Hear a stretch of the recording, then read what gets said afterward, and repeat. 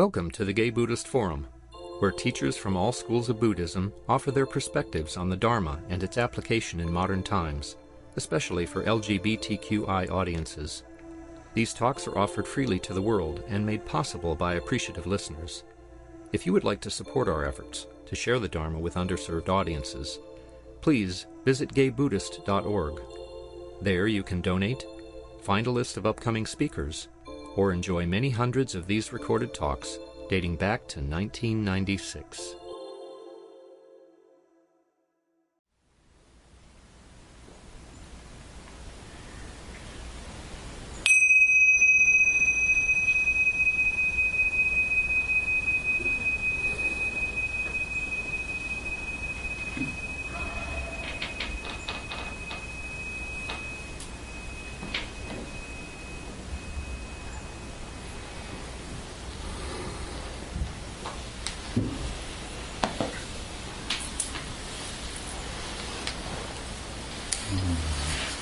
Come into our morning puja, beginning with the dedication of offerings.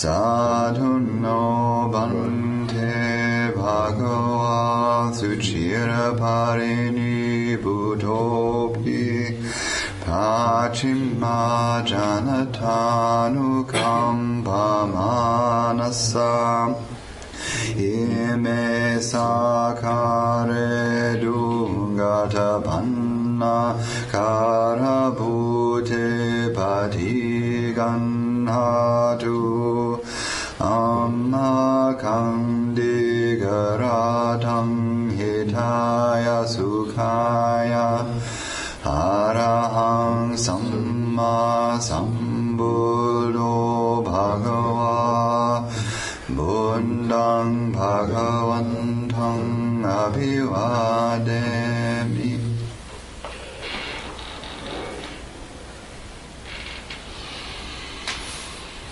Soakato bhagavata dhammo dhammang namasami supatipanno bhagavato savaka sangho sanghang namami. To the Blessed One, the Lord, who fully attained perfect enlightenment, to the teaching which he expounded so well, and to the Blessed One's disciples who have practiced well, to these the Buddha, the Dhamma, and the Sangha, we render with offerings our rightful homage. It is well for us that the Blessed One, having attained liberation, still had compassion for later generations. May these simple offerings be accepted for our long-lasting benefit and for the happiness it gives us. The Lord, the perfectly enlightened and blessed One, I render homage to the Buddha, the blessed One.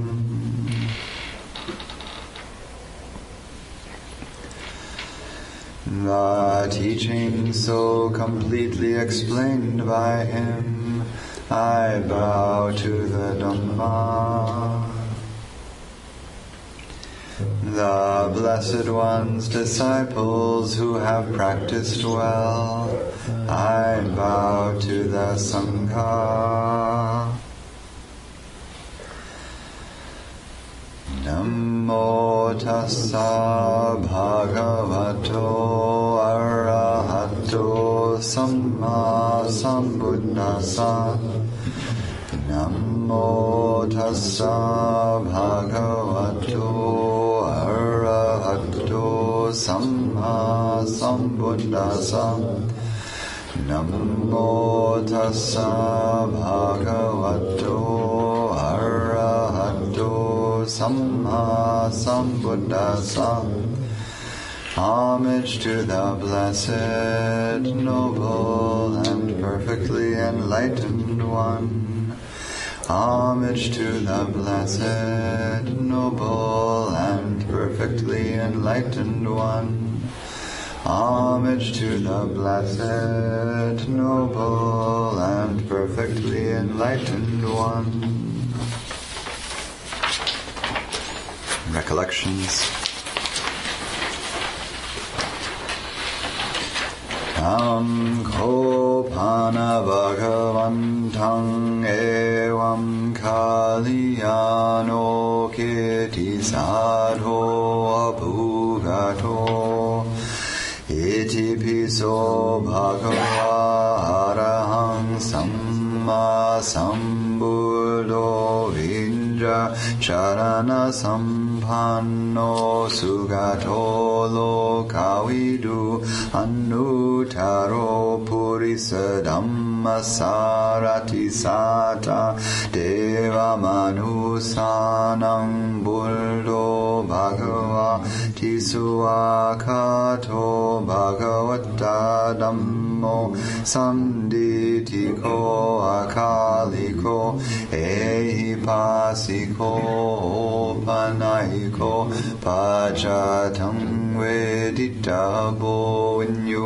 iti supati panno bhagavato savaka sango ujupati panno bhagavato savaka sango nyayapati panno bhagavato savaka sango samnichi pati panno bhagavato savaka sango yadidam chatari purisa yugani yata purisa pugala esa bhagavato savaka sango ahuneyo pahuneyo dakhineyo anjali karanniyo anutarang punyaketang lokasati.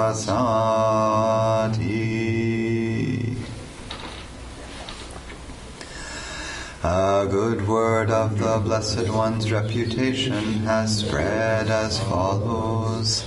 He, the Blessed One, is indeed the Pure One, the perfectly enlightened One.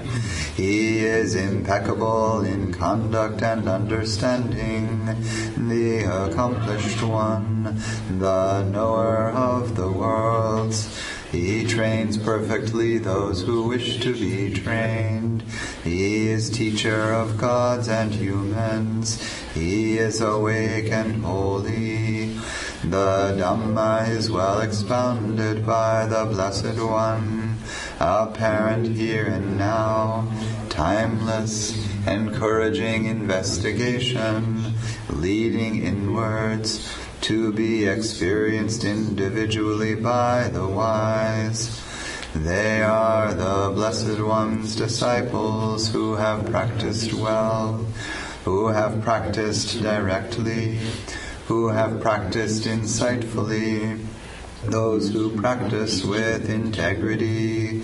That is the 4 pairs, the 8 kinds of noble beings. These are the Blessed One's disciples. Such ones are worthy of gifts, worthy of hospitality, worthy of offerings, worthy of respect. They give occasion for incomparable goodness to arise in the world.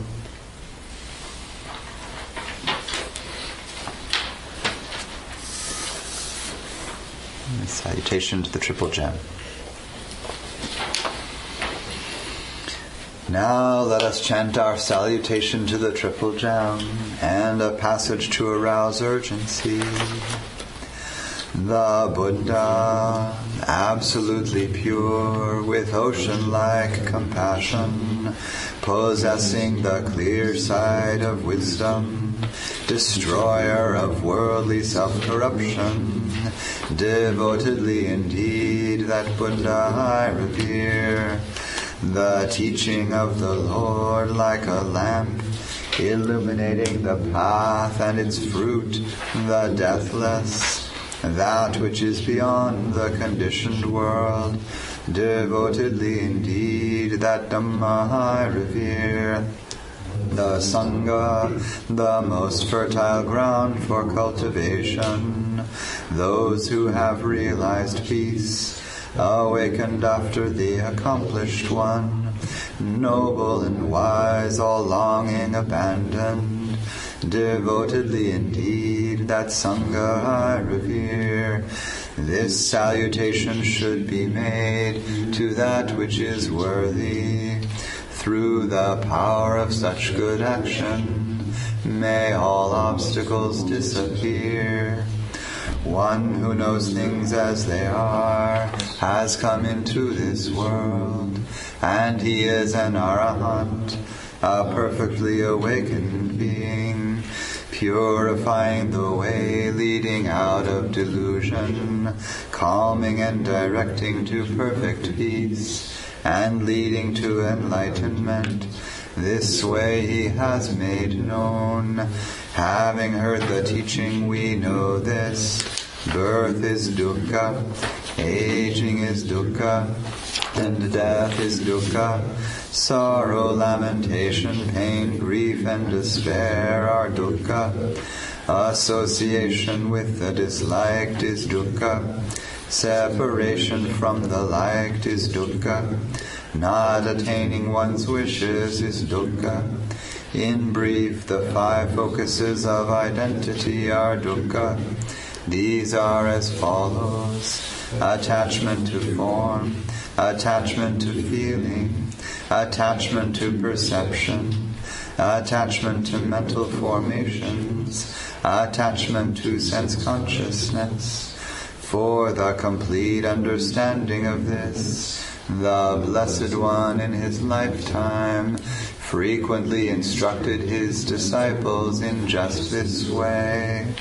In addition, he further instructed, form is impermanent, feeling is impermanent, perception is impermanent, mental formations are impermanent, sense consciousness is impermanent, form is not self, feeling is not self, perception is not self, mental formations are not self, sense consciousness is not self. All conditions are transient. There is no self in the created or the uncreated. All of us are bound by birth, aging, and death, by sorrow, lamentation, pain, grief, and despair, bound by dukkha and obstructed by dukkha. Let us all aspire to complete freedom from suffering.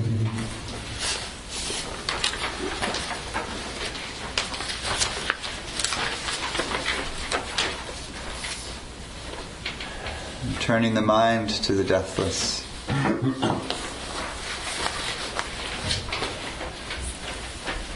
By setting down mental formations, by setting down the words that swirl around perception, by setting down all of the aspects of experience without clinging, listening to the sounds of the world.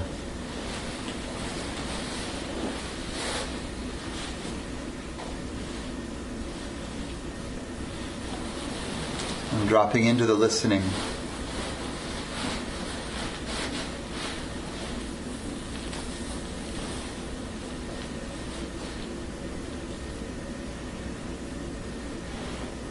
Setting down the past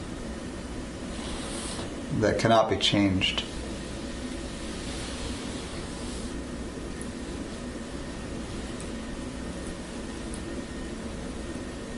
Setting down the future, which is not here.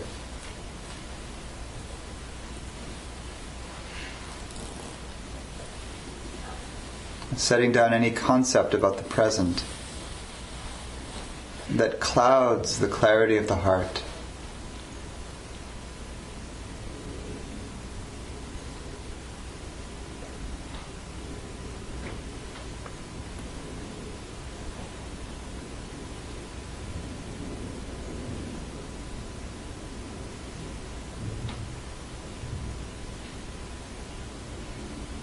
Listening to the world, hearing suffering and joy intermixed, hearing change at the center of it all.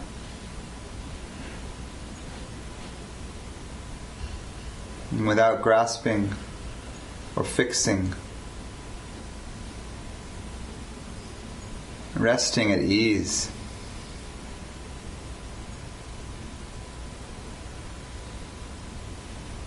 Shining the wisdom heart of compassion in all directions.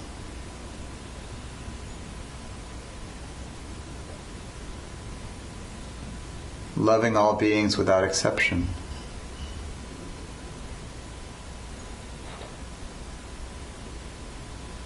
This is the meditation of Quan Shi Yin, the one who rests at ease, hearing the sounds of the world.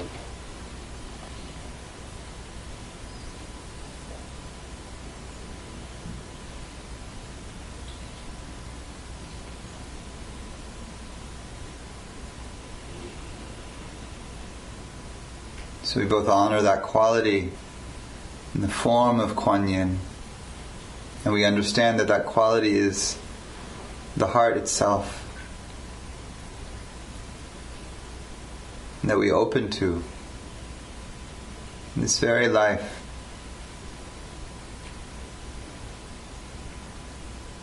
As we purify the listening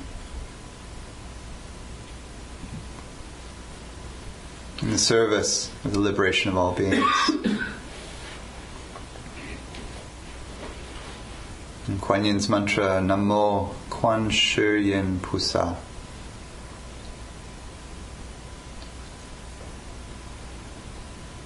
Namo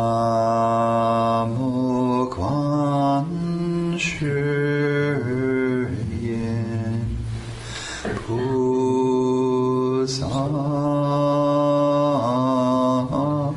Namo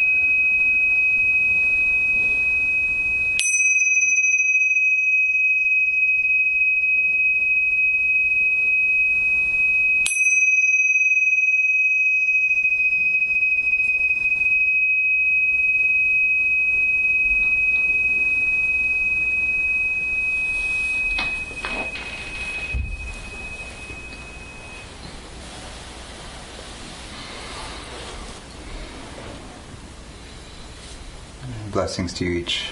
See you at 9.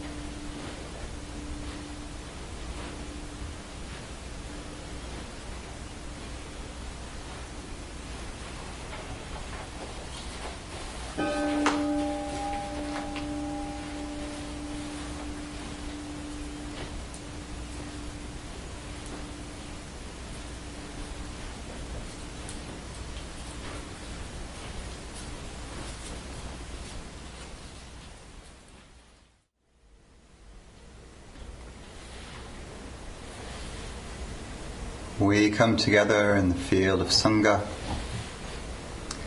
One more day of practice together, cultivating the heart.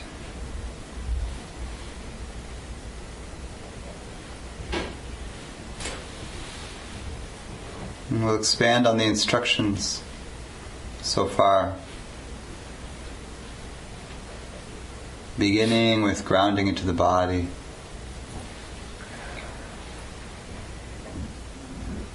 Coming into presence in the here and now, this place, this moment.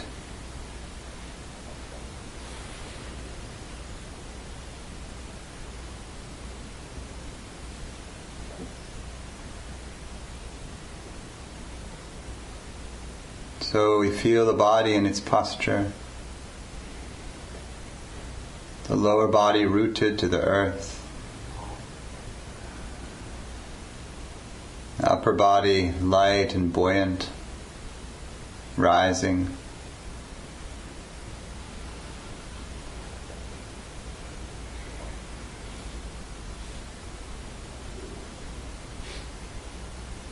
Sitting with dignity,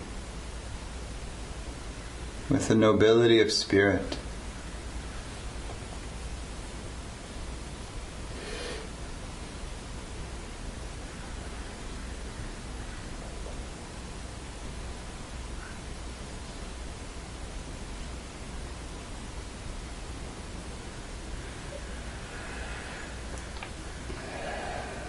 Feeling as the breath pours into the body.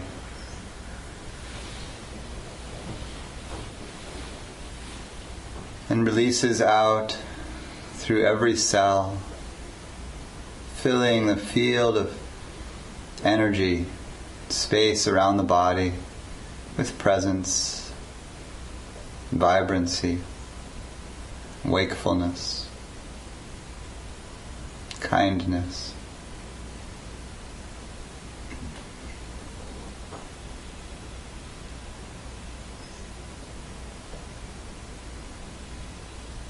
And for those working with the breath as primary object,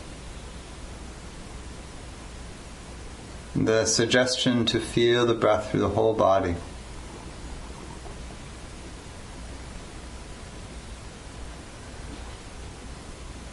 Bringing together the perception of the body and its posture with the breath as a rising and falling wave.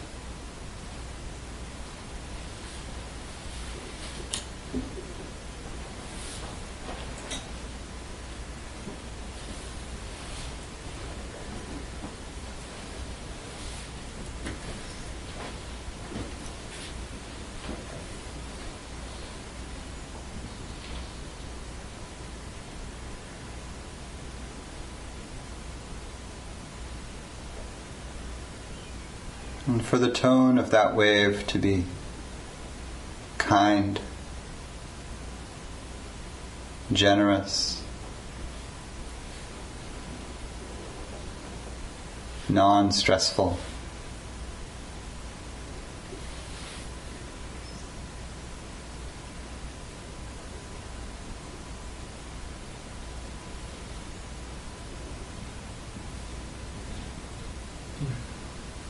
And we set down the obsessions that fill the mind, one at a time as they come, listening for the open space and the silence,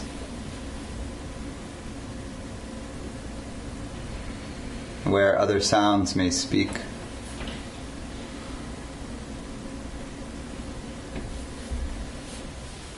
And we make contact with the breathing body, with this moment's breath. And we sustain that contact through the cycle of the breathing.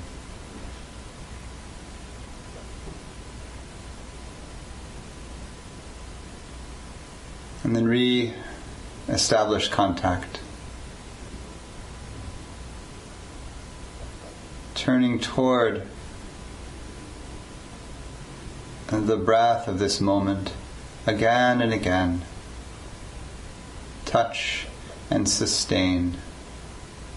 Connect and sustain.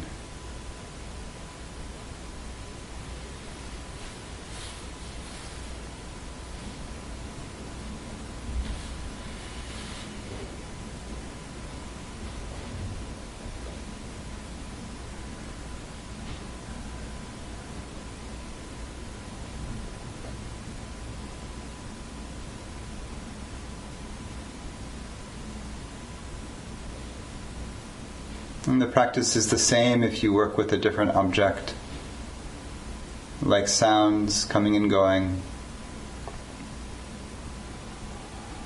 or the body as a shape.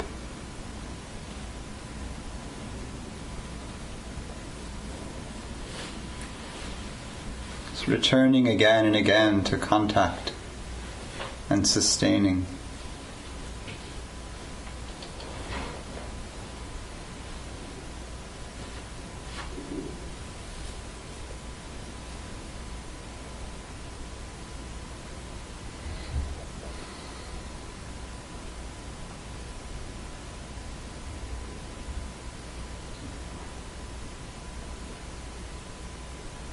And the very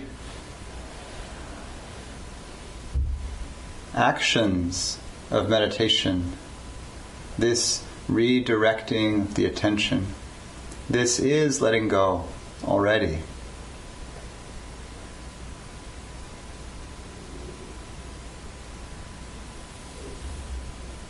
when we set down an obsessive, repetitive thought and come back to the unfolding life of this moment, we let go of that part of the past that nags at the heart.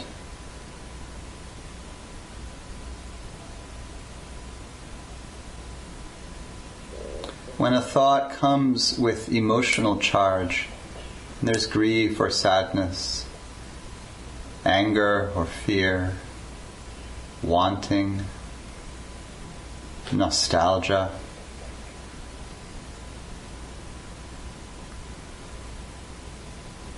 Setting it down mostly means setting down the story of the past or future and meeting the energy right here.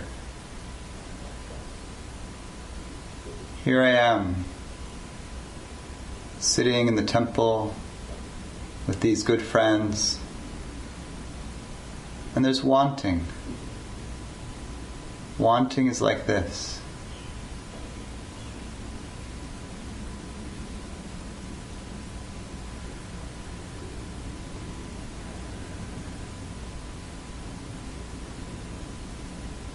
And the energy of wanting crests and subsides in the body when it's not fed by story.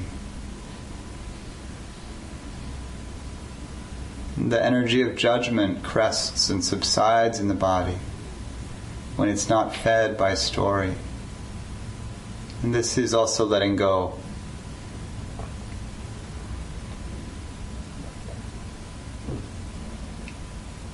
Being willing to not be bound by the story of our life, the feelings that pretend to define who I am, but they don't.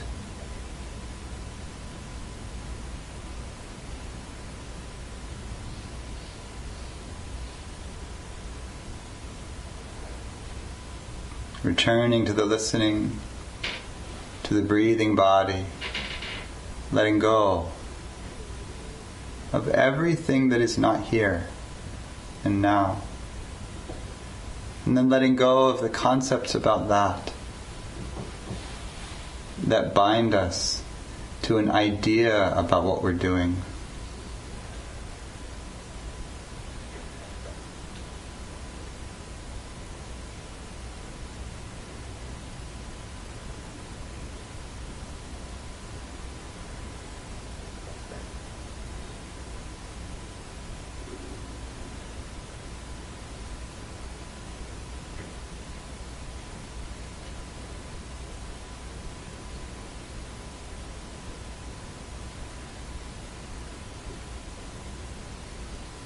When the urge comes to reach toward any of the senses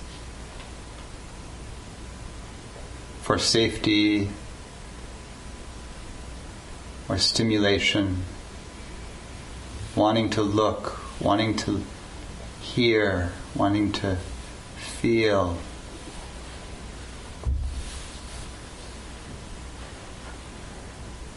letting go of the wanting. Let the world come to you. It does anyway.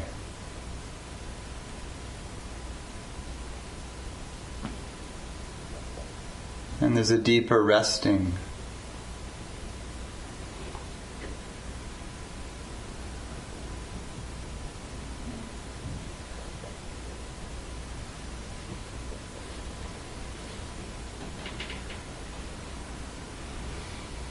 So the core practice remains simple.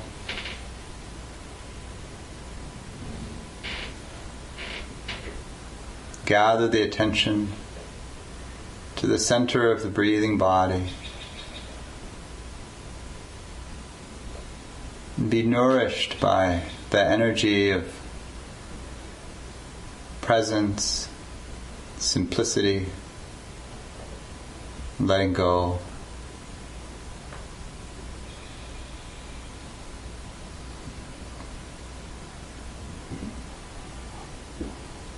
And everything that appears to pull the heart away from this home, from its home at the heart of the world,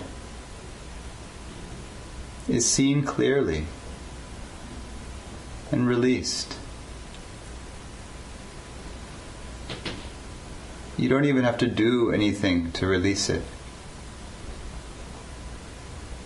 The Tibetans say it self-liberates upon being seen.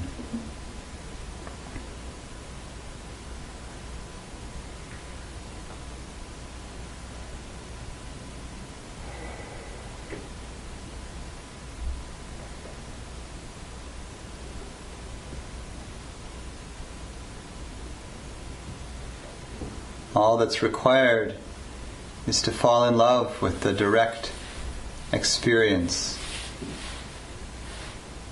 of this.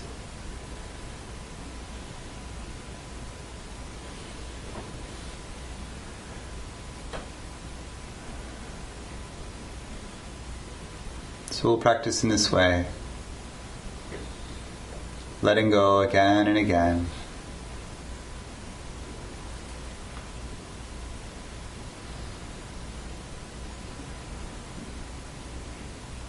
Letting go of worry and judgment about how long it takes. Just letting go of that.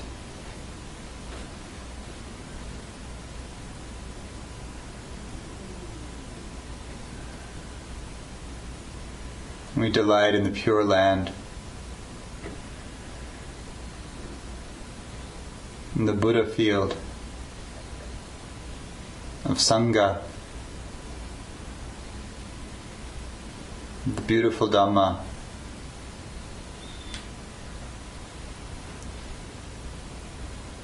and of wakefulness at the heart of it all.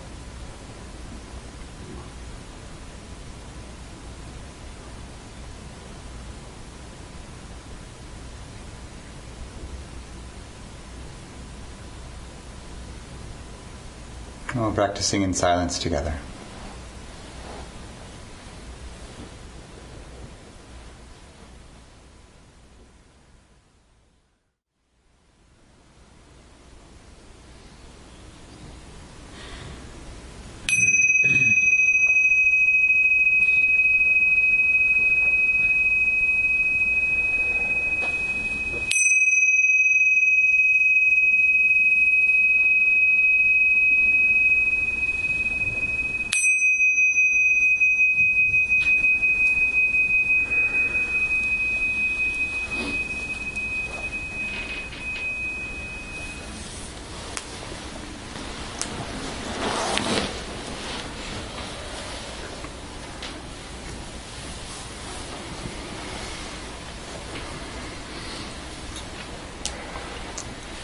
Well, good morning. Just a couple of announcements for the day.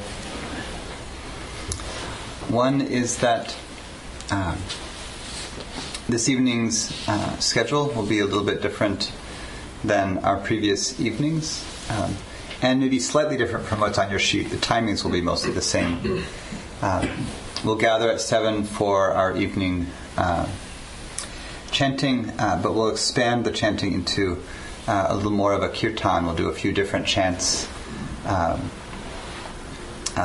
being in the a little more expanded devotional practice together, and then instead of an evening talk, we will meet out at the stupa. So bring whatever warm things you need for the evening. It's not too cold. There's about 20 seats worth of benches and chairs out there, but if you want to bring a cushion, bring that. And we'll do a little talk, a short talk and a ritual out there around letting go. And it looks like they will allow us to have a little fire. So we'll put that together. For the fire time, can I have a volunteer who would be willing to slip out of the chanting a bit early to build the little fire and then to tend it while we're there. Eros will be our fire tender. There's a little fire pit for safety, so we'll get that set up after dinner. And then we'll do a ritual of blessing and inviting each of us to name something either out loud or internally that we are letting go of as we come to the close of this retreat. And you can write that on a piece of paper, and we'll burn those in the context of our ritual. So you have the day to write something. And if you want to find an object from nature as well, we'll build a little nature altar when we're there. So that's your homework for your camp day. Find those things. And to bring that with you in the evening. All right, so we have a walking period now, and we'll come back for sitting at 10:30.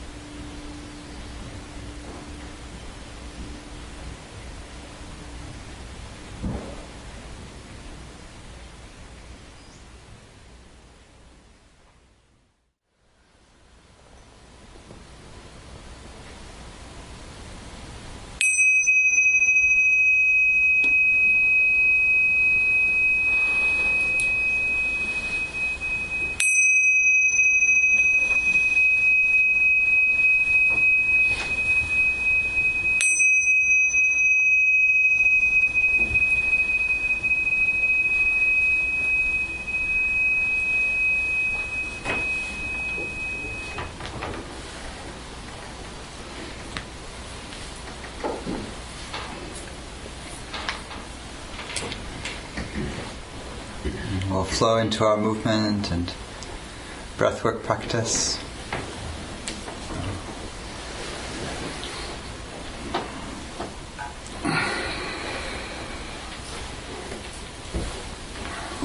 Making space where you can stand. And bringing the mind right from meditation stillness to meditation in movement. So keep the steadiness of the heart as you adjust your things and come to standing.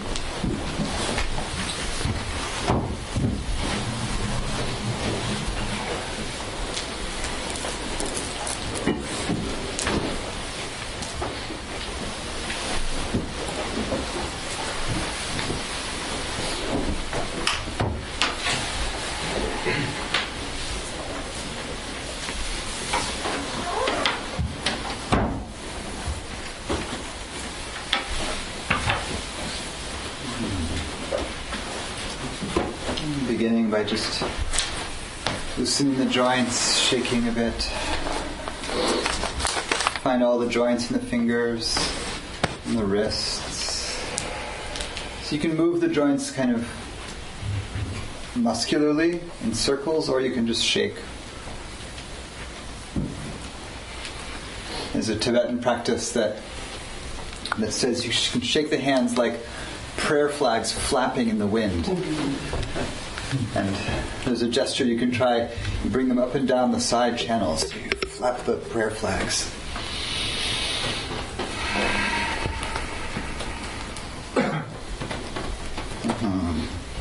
You can take that into the elbows and the shoulders. Finding circles in the shoulders.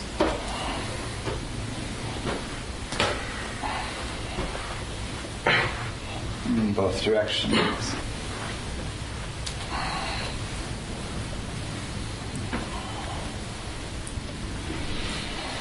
And find the head.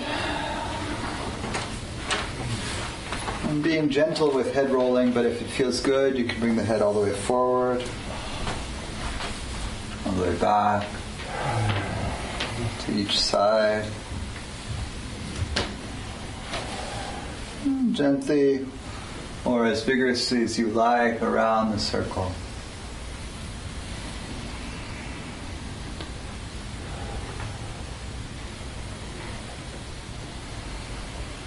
Both ways.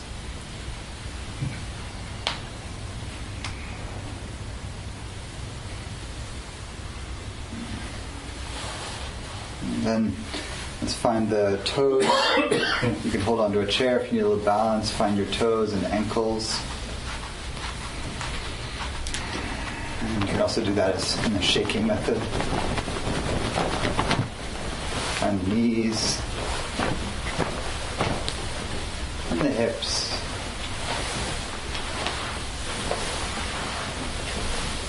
And just do both sides there.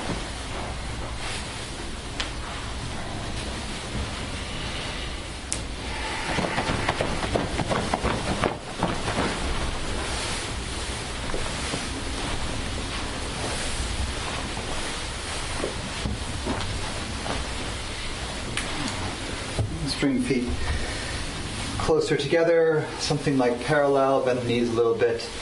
Take the knees in circles.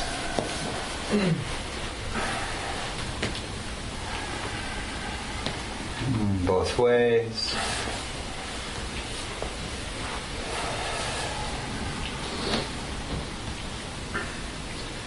And now with knees soft and hands to hips, take the hips in circles.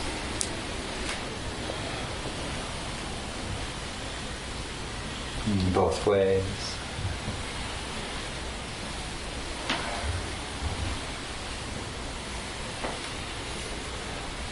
And then in a comfortable stand, feet be hip width apart. Inhale to open. And exhale. Come into a soft, full breath.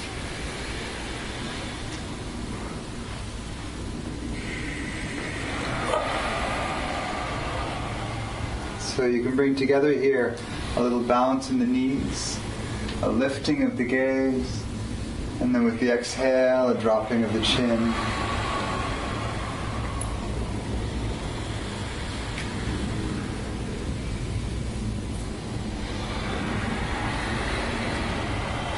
And the next one will dive forward.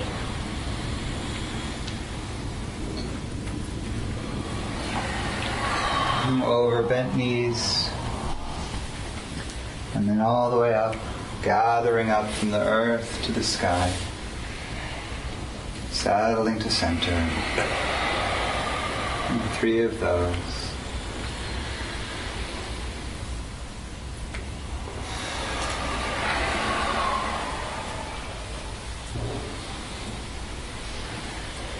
All the way up. And into the neutral stand between the dives. And 1 more.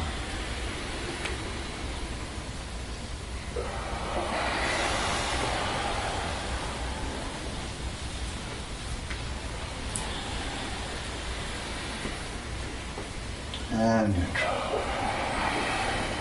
Balanced standing, soft gaze, full breath.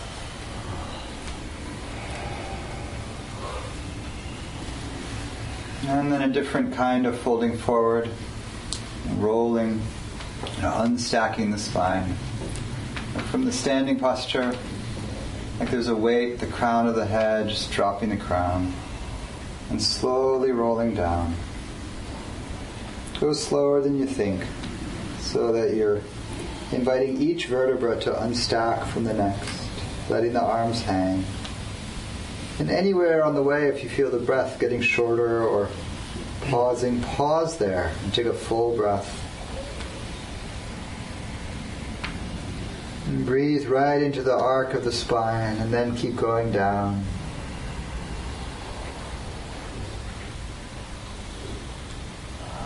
pausing, breathing anytime.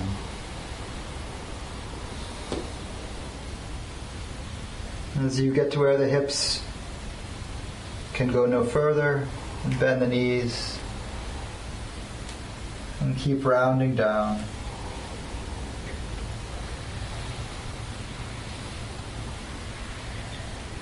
And this variation, you can, once you're all the way hanging down, you can lean your weight back a little. And so this works nicest with straight legs. So if you're up a little bit, hands on knees works. Send your weight toward your heels. So you really feel the back line of the legs hanging down. And if you can let the upper body and the head really release into gravity, maybe shake the head a little bit. No, I will not hold on. Yes, I am still holding on. Move the head around. Drop a little deeper.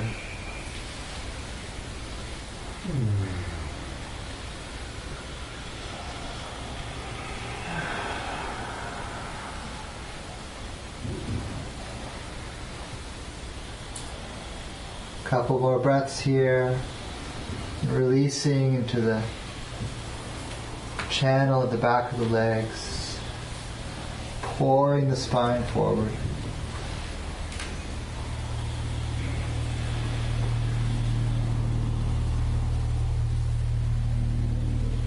And then gently leaning the weight back toward the toes to balance. Bend the knees. Drop the belly further onto the thighs. Fold a little deeper.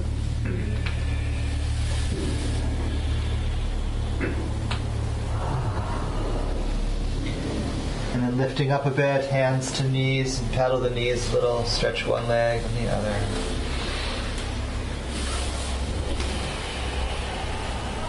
And then at center, soft knees, and an inhale flies you all the way up. Go slowly and open to the neutral stand.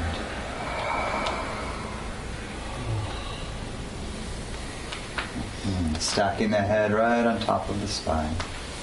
Feel how tall you are. Inhale and come up for the half moons. Reaching tall, and then hands to the left. Send the hip out to the right. Deep breath into the open ribs. The left hand can reach down or support at the hip. Turn the shoulder open. You might look at the top hand if that feels all right in the neck. And let an inhale bring you up. Exhale at center, diving for the neutral spine. Inhale, soft knees, brings you up. Pushing into the floor. Exhaling, center.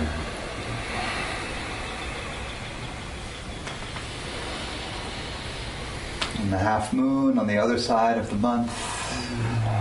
Off to the right. Deep breath through the side ribs. Opening through the ribs. Support at the hip. Turning open.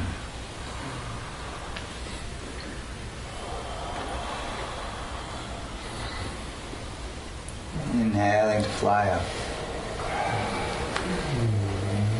And flying down.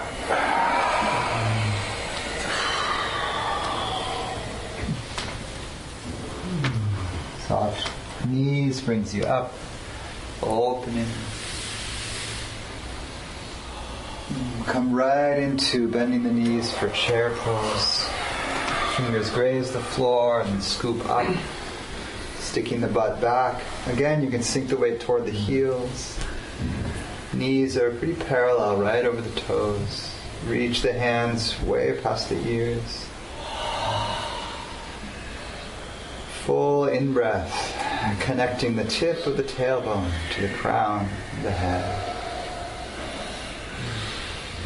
Reaching long And then exhaling, reach back, keep the knees bent, and inhale, lift, palms up. Exhale and fly back. Inhale.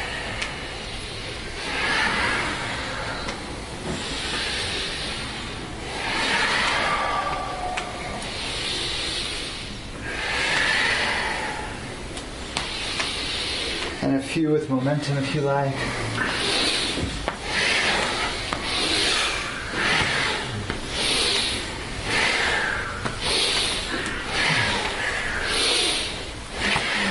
Last one. All the way up. And open. Pause with the hands at shoulder height. Wide open. Shoulders peeling back, scapula rooting, backs of the ribs. Breathe into the backside of the ribs. And exhale, hands float down. Pause here. Just sense the whole body.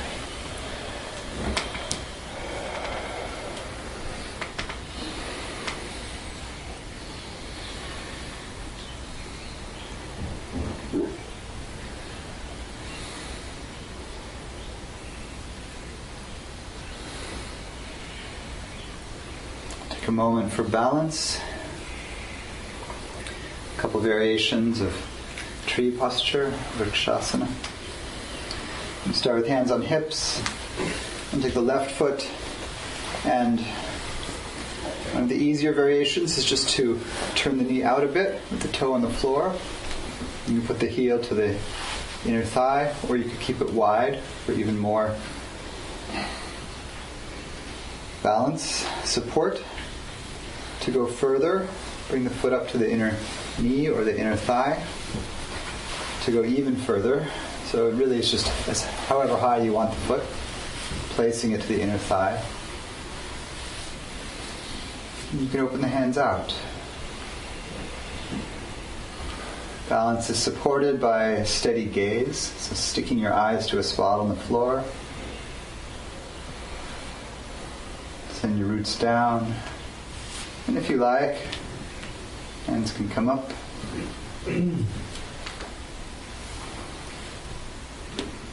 And then opening again. And release from wherever the foot is and float it down. Pause at center. And same thing on the second side. So left foot, toes to the ground, or in at the heel, or up at the knee, or further up. Or other variations if you know and love them. Opening out, find your balance first, find your gazing spot.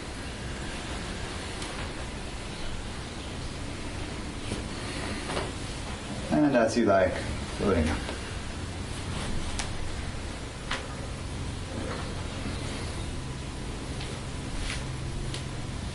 Opening to release. And to stand.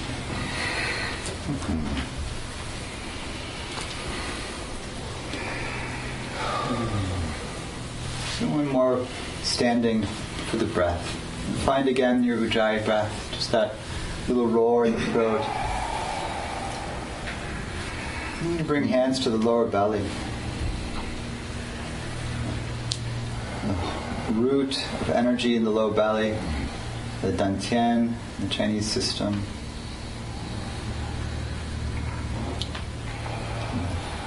Called Manipura, city of jewels in the Sanskrit yoga systems. Called the Hara in the Japanese systems. Everyone knows, everyone recognizes that in the root of the belly there's power. Feel your power in the belly.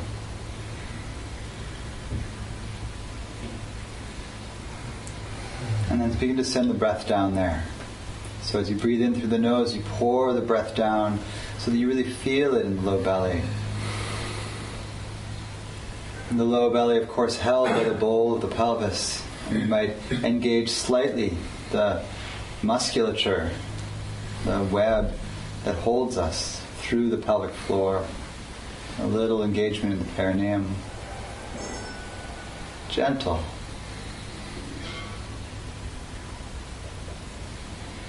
So emptying the breath completely here, and on an inhale, we'll open the hands out, breathing into the low belly. And you exhale back to the low belly. And 3 times breath to the low belly.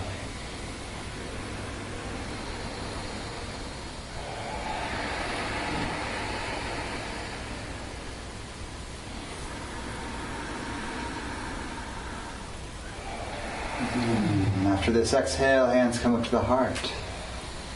Just take a breath here, feeling the heart center. Breathe so that the ribs expand, front and back, side and side. And then on a deep inhale, opening, 3 breaths at the heart center.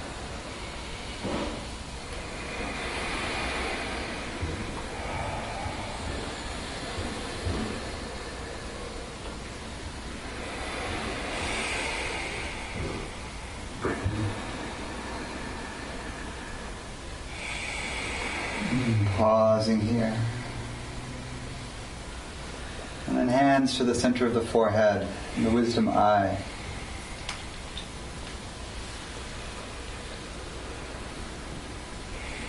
You can have your physical eyes closed or open here. Bring the breath to the center of the head, gently, but in a way that you can feel. And 3 breaths in and out of the wisdom center. Inhaling.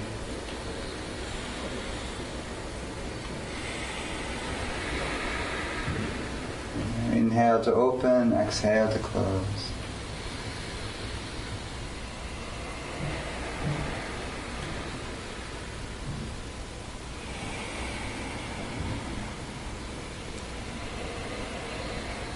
And then again, pausing here.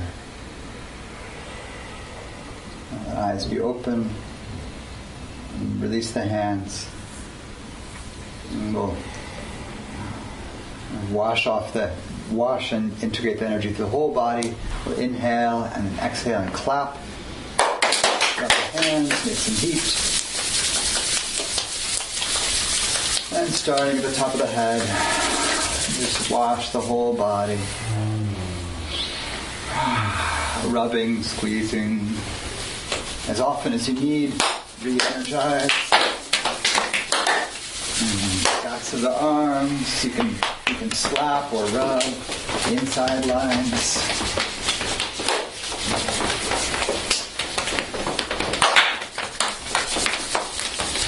On through the neck, and the chest, belly, genitals, sides of the hips, and back.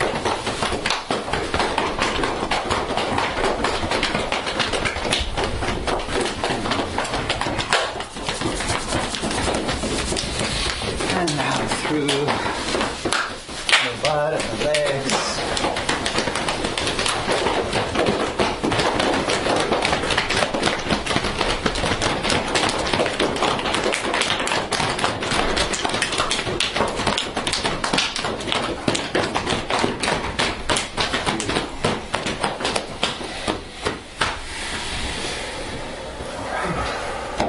Yeah, right?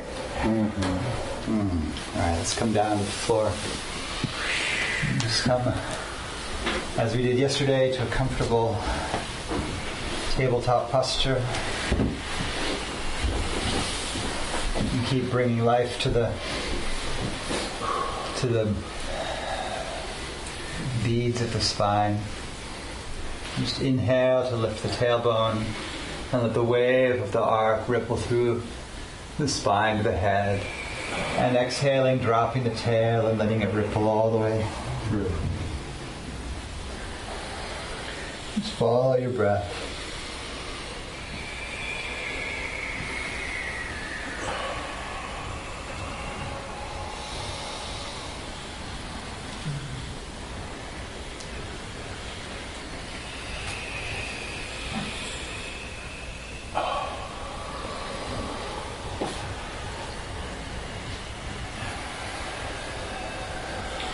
You can take it into extension, inhaling to reach one leg back, and exhaling to curl into center.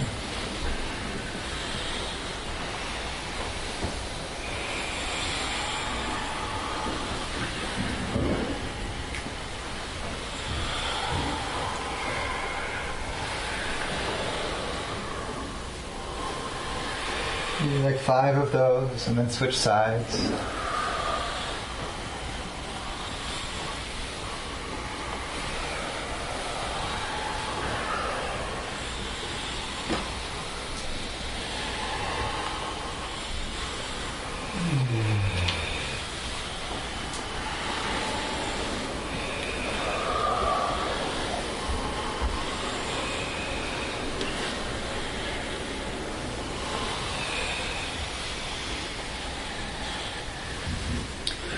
And then stretching out the spine, either reaching hands forward into puppy with the knees on the ground, and dropping the belly and the chin for a long stretch in the upper spine.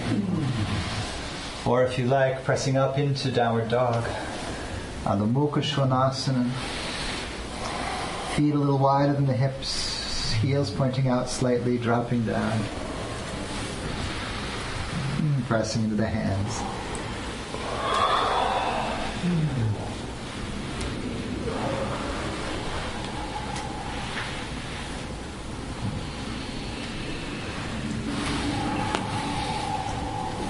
Focusing down dog, and again bring the knees down.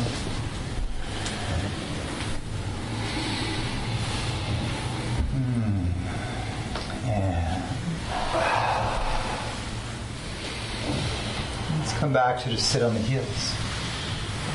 Just for a moment here. Find this is a resting pose for the floor. Find a tall spine.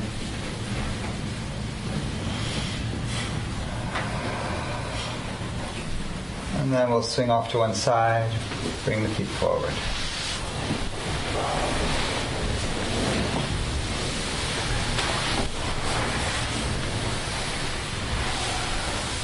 So yesterday I taught us one of the variations of what's called Mahamudra, a very early Hatha Yoga pose. It's probable that the tradition we know as Hatha Yoga, that became all of the postures that we do, started in the 10th and 11th century or so.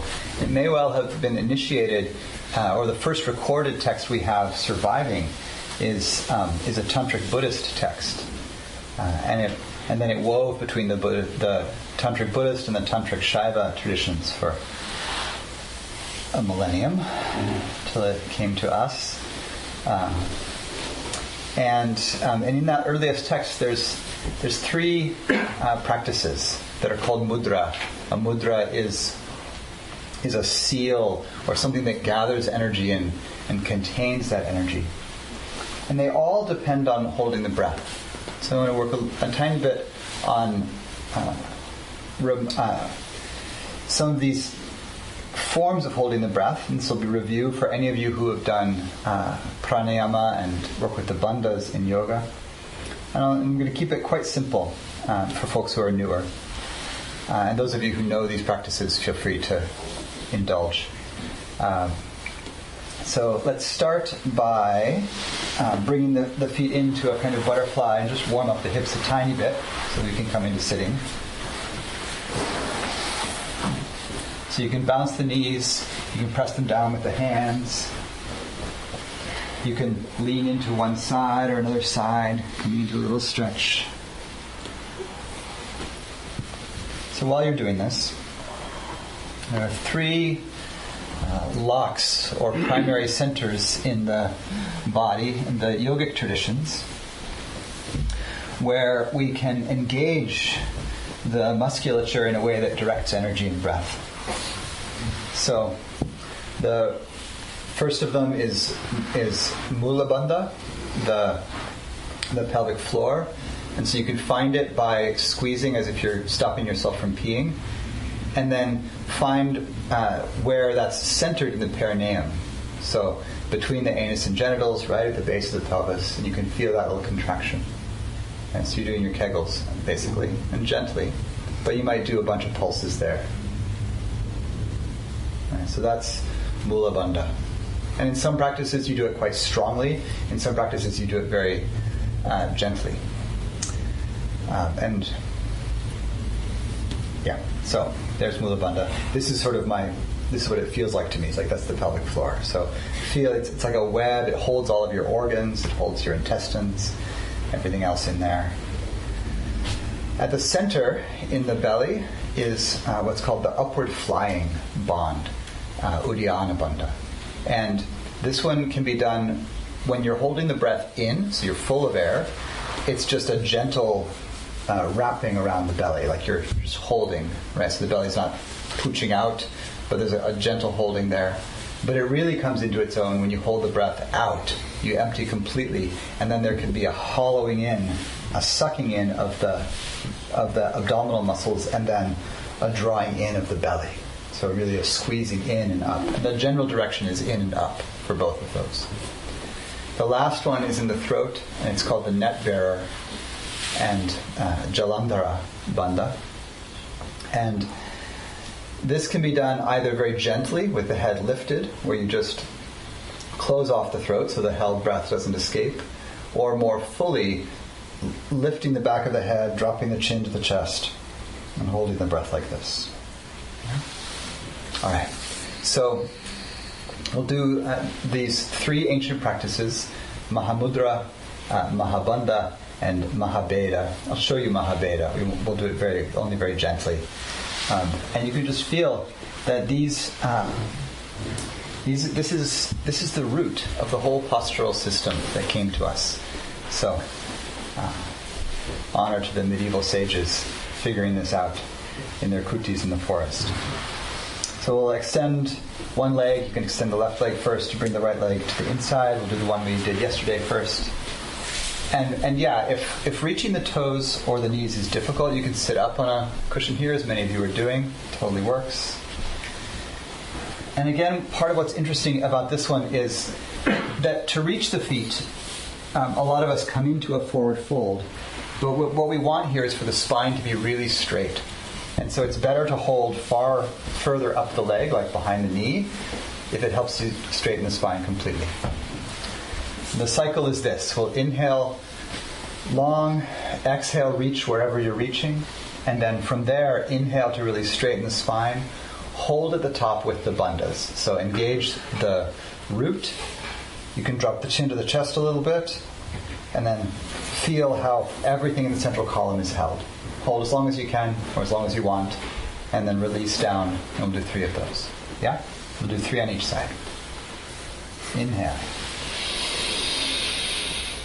Exhaling to reach, hold something.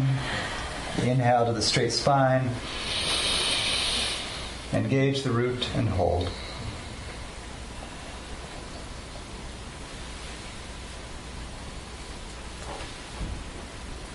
Exhale whenever you like and release. And you can release into dropping the head and then inhale again.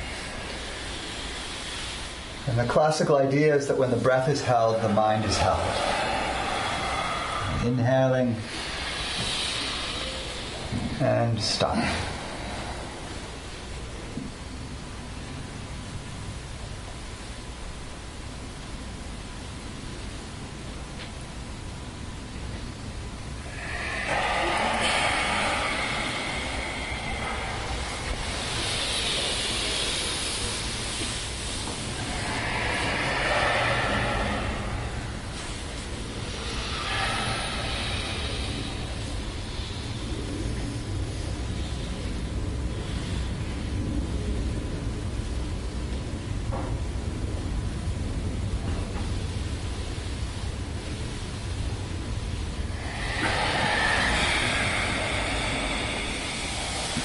After 3, straighten both legs. If you want a resting moment, just pause at the center. You can hold behind the knees.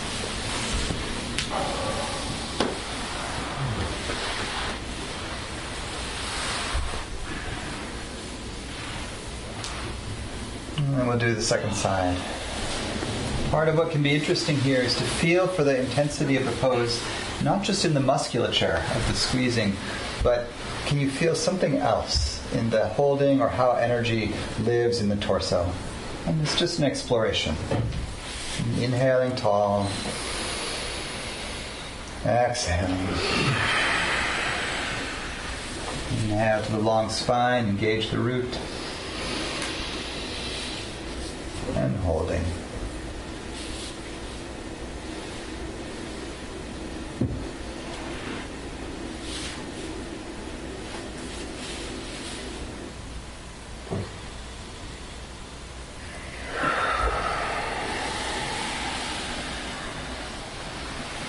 Be in your own timing. Hold as short or as long as feels just right.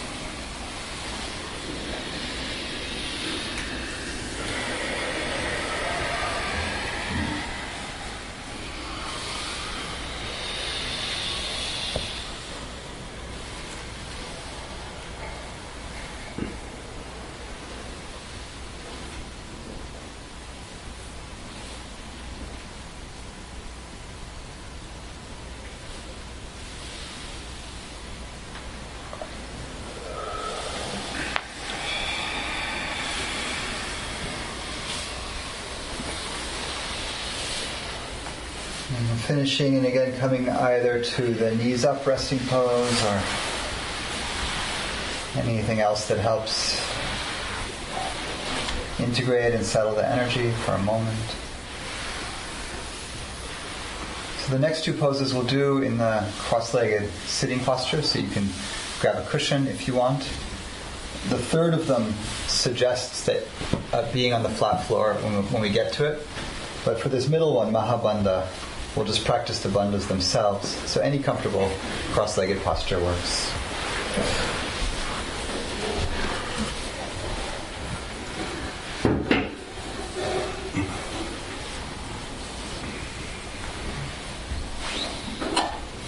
So Mahabandha is just a way of saying we're doing a pranayama where the breath is held and all three bandhas are active. So we'll start off by breathing in a cycle through the body where we bring our attention to the front center channel and the back center channel of the body.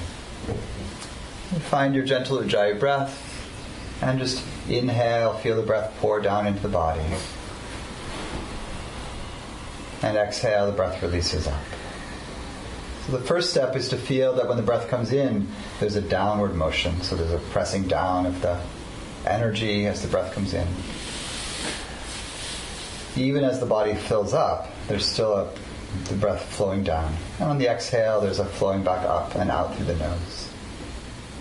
So first connect with the down, in-breath is down, out-breath is up direction. And now on the in-breath, just keep going with a deep breath cycle. Now on the in-breath, you'll feel the front line, where you feel the breath travel down through the heart center and the belly, down to the genitals, to the root of the body at the perineum. And then on the exhale, you can give a little oomph with the perineum, the Mula Bandha, and send the exhale up the spine, so up the back line of the body, through the spine. And for this variation, we'll come kind of right up to the base of the skull and then out the nose. So leave your head out of it for the moment. There's other variations that use the head. So you inhale through the nose, down the front line. Exhale with a little Mula Bandha, a little engagement in the pelvic floor. And it comes up the back. And what you might feel as you do this is that on the inhale, as you're traveling down the front line, the hips can tilt forward slightly, opening through the belly into the space of the genitals. And then as you exhale, the tailbone might drop and there's a little curl. Right? Here's the cat and cow again, very subtly. So finding that cycle, one of the inner orbits.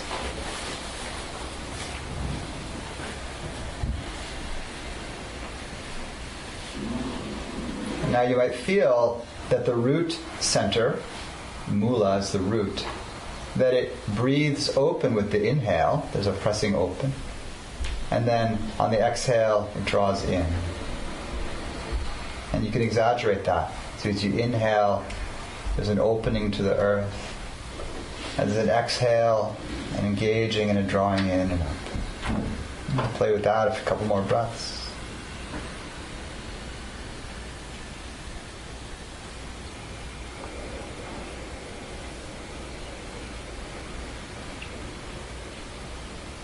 And then here come the bandhas. So we'll play with Uddiyana Bandha next.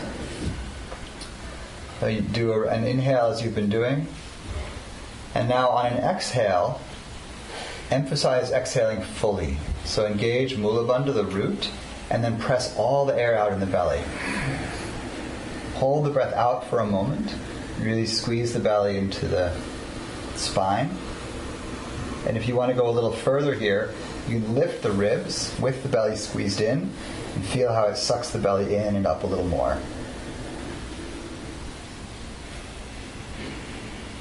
And release that whenever you like. And take a natural full in-breath. Try that a couple times. So long exhale, empties completely, and press out any remaining air and then draw the belly in and up.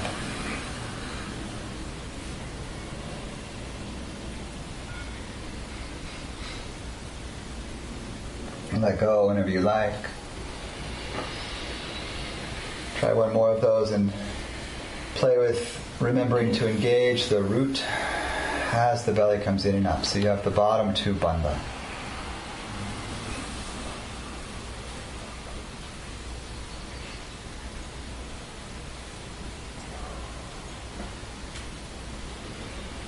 Facing as you like. When you do that, you probably, especially if you rounded the back a little bit doing it, you probably naturally did the third bandha. It kind of comes in by itself. But we'll do it now and play with holding the breath on the inhale. So full breath. And at the top of your next inhale, engage the root. Hold the breath in. And drop the chin into the notch at the base of the throat. And holding there.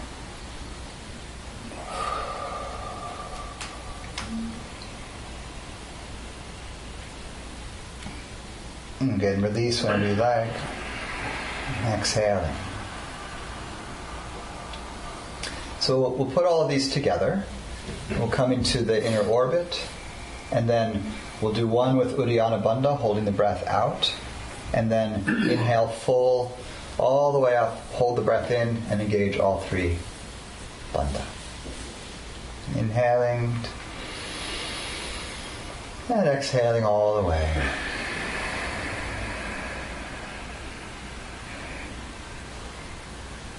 Root bond, upward flying bond.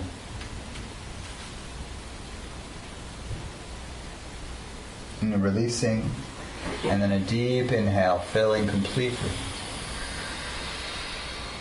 At the top you might fill a little more. And then root bond, hold through the belly and drop the chin in. Feel all the energy in the center of the body, contained, bright, like a furnace.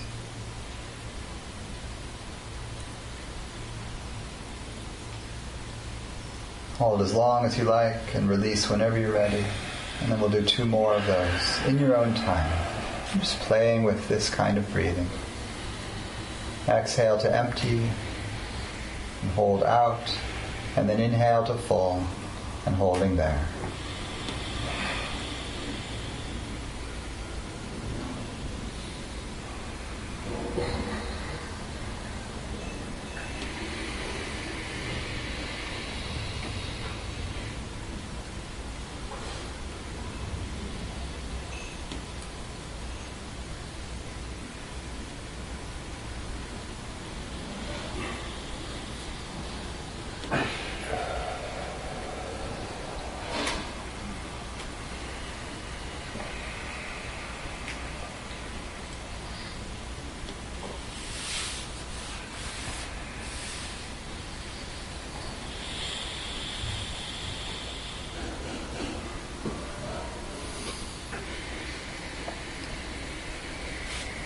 After you release for the last time, just rest with a natural breath. Feel the resonance, the ringing of the mudra through the body. This is Maha Bandha.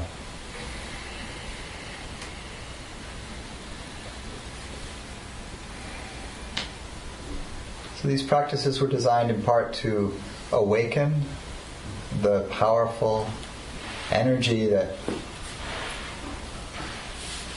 lives in the body, particularly lives in the pelvis, that it is sexual energy when it's directed towards sexuality. It's life energy, it's aliveness in pure form, breath energy, prana. So the third of these practices is meant to forcefully awaken Ma Kundalini from her sleep in the pelvis. So, do it as gently as you like. But I'm going to show it to you. It's called Mahabeda, and it's the great beating. So it does help if you can sit in full lotus or something, just because it gets your ankles out of the way.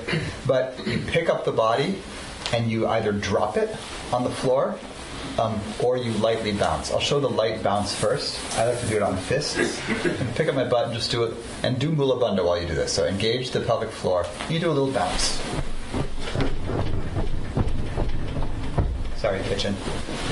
And then if you want to go further, you can do the drop. In Tibetan, these are called beps. These people know about this. So yes.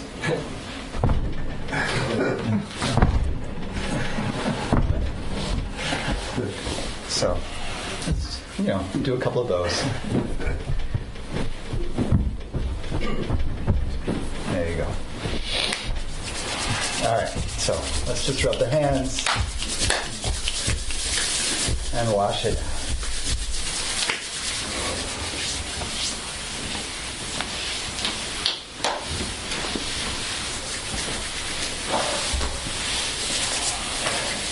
Here's a Tibetan variation of that. You do it with legs extended. Does that make it feel good at this moment? And we do it with a held breath. So it goes like this. So. And then hold with bandhas. And while you hold, do the whole body.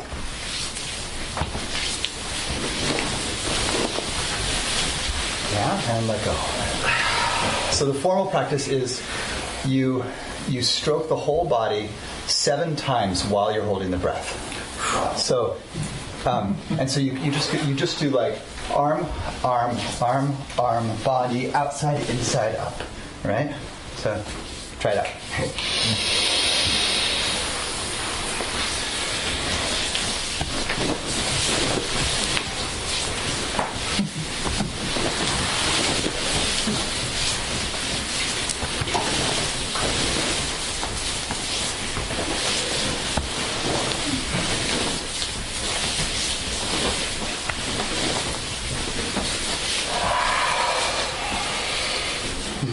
Good. I usually get through about 5. You gotta go fast. Yeah. All right. How's that feel? Great. Yeah, I like it. I like it. All right. Another time, I'll come on a Sunday and we'll do obscure Tibetan yoga practices.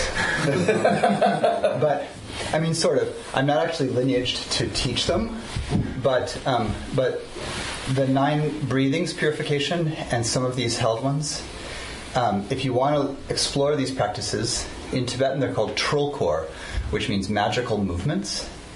And the 2 primary lineages that are around are the Yantra Yoga lineage of Chogyal Namkhai Norbu, who was in Italy and who died recently, but you can find his stuff online through the Shangshung Medicine Institute, and Dzogchen West teaches them in Berkeley sometimes. So that's Yantra Yoga, and they wrote a book on that. And the Bon teacher,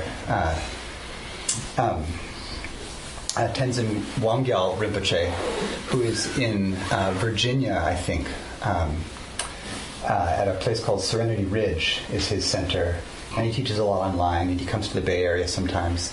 And his system of trulkor, magical movements, is it's a different kind of parallel system. So the Namkhai Norbu one is through the Nyingma lineage, and Tenzin Wangyal's is through the Bön lineage. And they're both really beautiful systems. And so you'll find those in there. All right. Let's close this with... Sean, yes? would you be willing to write those down if we post it somewhere? I sure will. Okay. Yeah. And then you can see how I tried to spell it. I'll write the references down. Let's do the 9 breathings to close the physical practice here, and then we'll sit. Actually, here, let's do this. Let's reset the room first, and then we'll sit for our closing morning sitting. We'll do the 9 breathings as the beginning of that sitting, and then we'll go right into stillness.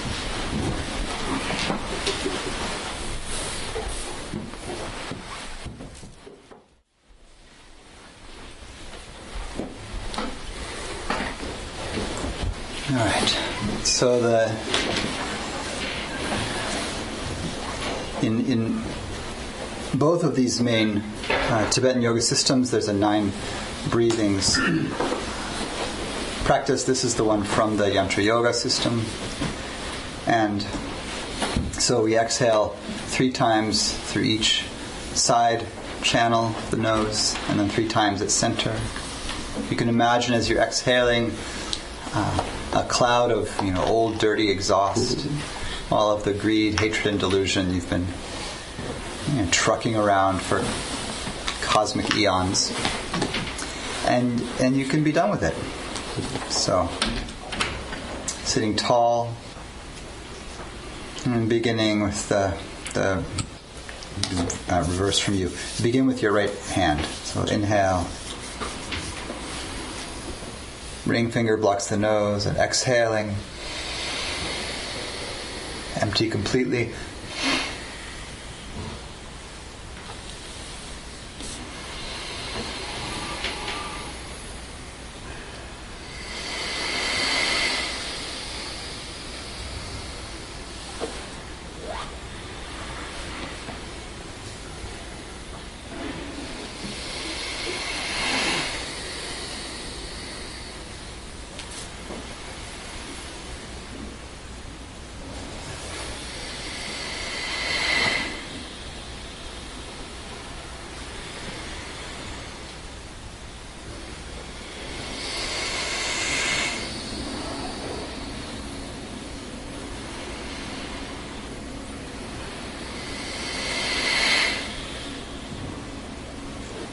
And then center.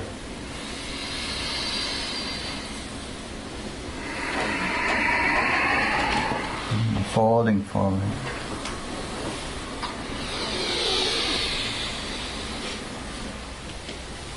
And 3 times.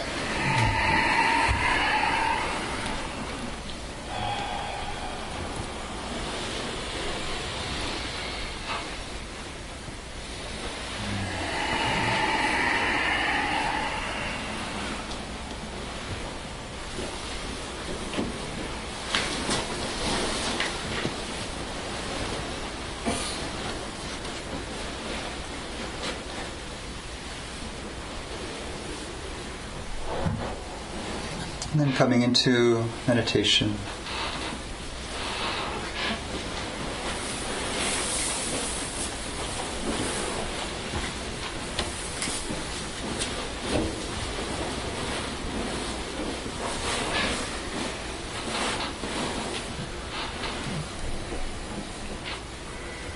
And the practice or image for the breath work that folds into meditation in the Tibetan system, it's called the vase breathing, where you imagine the torso of the body like a vase, wide at the base, narrower at the top.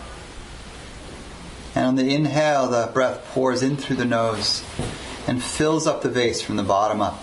So there's the downward direction of the pouring, and then there's the upward filling. So you breathe in, you feel the breath come all the way to be held by the pelvic floor, the round base of the vessel, and then fill through the belly, the low ribs, the upper ribs, and all the way to the top. And then exhaling like you're pouring the vase out. The top empties first. And all the way down, and the belly empties last. You can breathe in this way, pouring the nourishing breath into the vessel of the body, filling the belly, ribs, upper ribs, really filling front to back and both sides.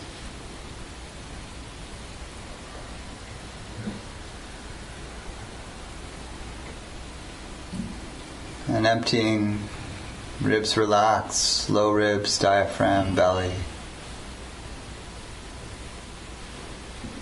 And so you can breathe in this way as long as feels good in the meditation.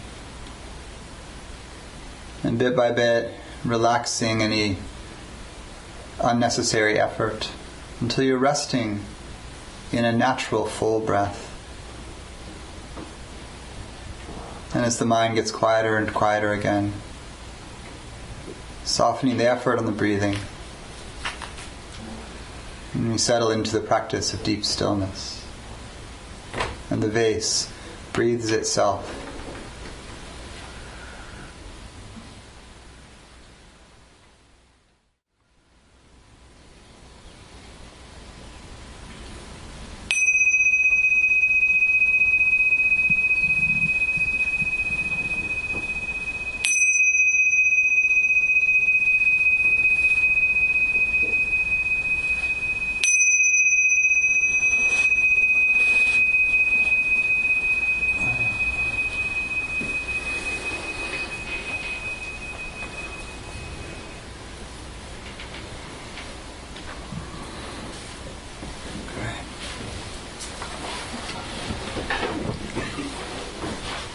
Today will be another walk with Clark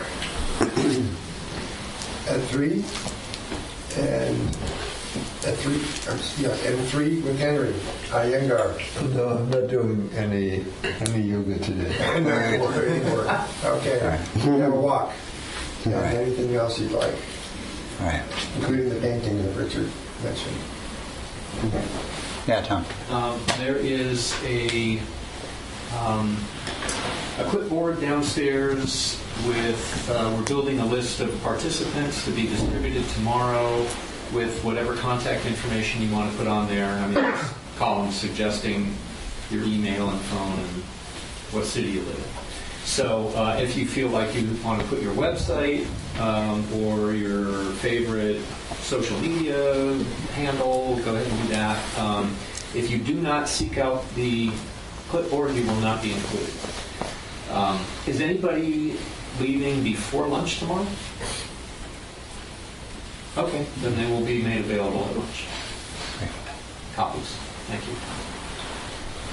All right. So as we've been doing, we're opening the force field of silence to the infinite universe now, and my encouragement, as I've been saying each day, is to really take this open period in the afternoon as a period for practice, whether you're in connection with other humans or connection with the non-human world, whether you're speaking or being silent. As always, let's keep this space and the inside of the dining hall, this building, silent, and the residence hall silent, so that folks can sit and walk in here as you choose, and really follow the light wherever it leads you. Follow the sound wherever it guides you. And we'll see you at 4:30.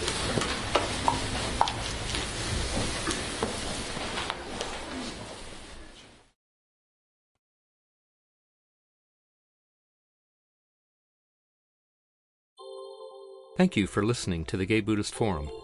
If you would like to hear several new talks per month and be notified of upcoming speakers so you can participate live, please subscribe to this podcast, like us on Facebook, and join our mailing list by visiting gaybuddhist.org.